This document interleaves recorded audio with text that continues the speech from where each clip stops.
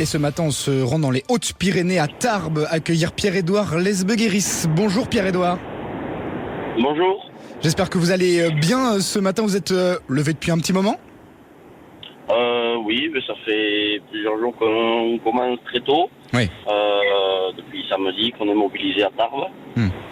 Oui, puisque vous êtes donc agriculteur laitier, hein. Vous êtes salarié et vous occupez de 120 chèvres. Vous êtes éleveur en caprin de lait. Alors évidemment, vous faites partie de ces agriculteurs, comme j'imagine tous les agriculteurs en France, en colère aujourd'hui. Vous vous sentez délaissé. Quel est le sentiment encore ce matin, sachant que hier, la FNSEA, les jeunes agriculteurs, ont été reçus par le Premier ministre Gabriel Attal? Eh bien, hier soir, ils ont été rencontrés et il en est sorti rien du tout, comme d'habitude, comme depuis plusieurs mois.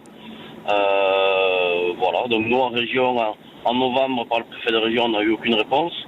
En début janvier, aucune réponse. Là, on ressort aucune réponse qui se tienne prêt parce que nous, on va durcir les mouvements et on va taper très fort. C'est-à-dire pour l'instant, on ne peut pas vous en dire plus, mais on va taper un peu plus fort.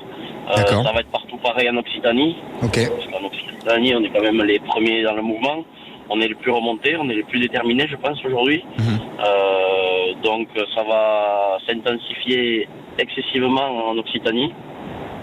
D'accord. Et il va falloir qu'ils se tiennent prêts à se déplacer très vite. Parce qu'il pourrait y avoir, mon cher Pierre-Édouard, de premières annonces cette semaine, de la part notamment de Marc Fesneau, de Gabriel Attal, le ministre de l'Agriculture et le Premier ministre. Vous n'avez plus le temps d'attendre, j'allais dire.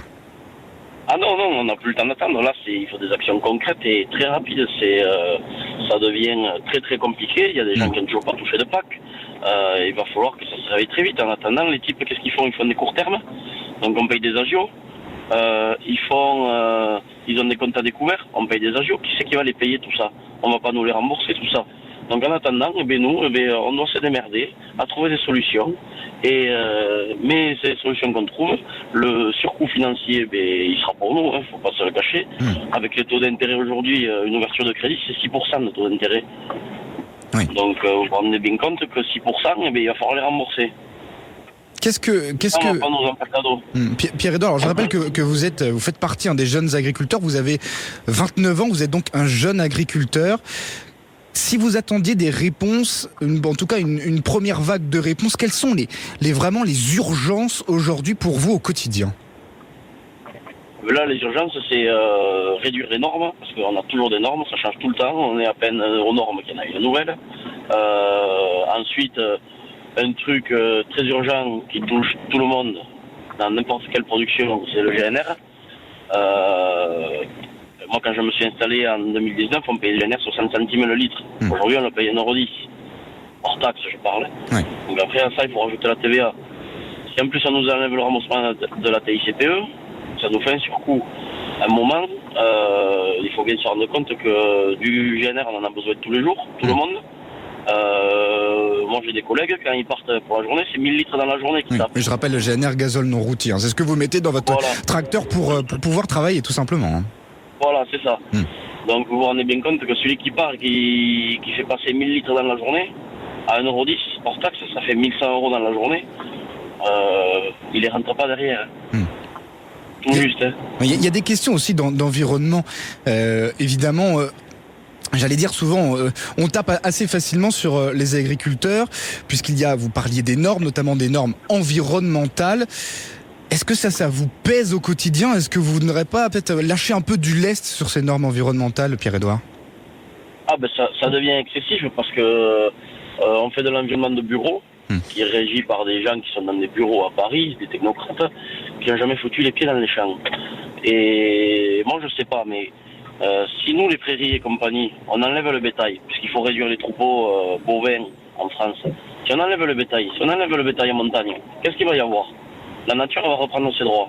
Mais elle va reprendre ses droits avec de la ronce, de la fougère. Et derrière, le ski, ça n'existera plus.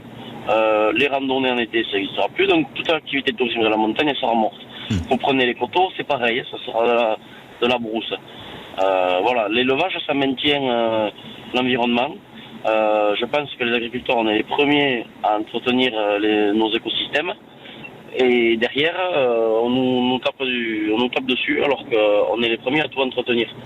À un moment, oui, on utilise de l'engrais, oui, on utilise des produits phyto, mais on les utilise correctement en respectant les doses parce que derrière, c'est un coût. Et vous comprenez bien qu'on ne fait pas n'importe quoi, déjà pour notre santé, pour l'environnement, et aussi, pourquoi? Parce que c'est un coût.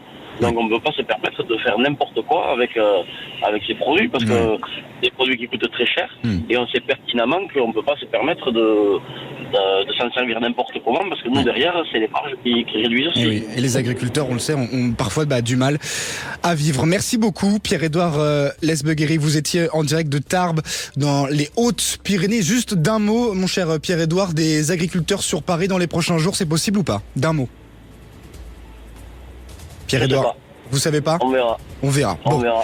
Eh bien, nous verrons. Merci beaucoup, Pierre-Édouard Lesbeguéry. Donc, du côté des Hautes-Pyrénées, d'ailleurs, les agriculteurs qui ont encore la parole, vous le savez, sur Sud Radio tout à l'heure, notamment à 7h10. Soyez là, mon cher Pierre-Édouard, puisque le coprésident des jeunes agriculteurs de l'Ariège sera en direct au micro de Patrick Roger. 5h58. Allez, le temps file. Dans un instant, on va se retrouver avec l'horoscope, la météo et puis le journal. Laurie Leclerc.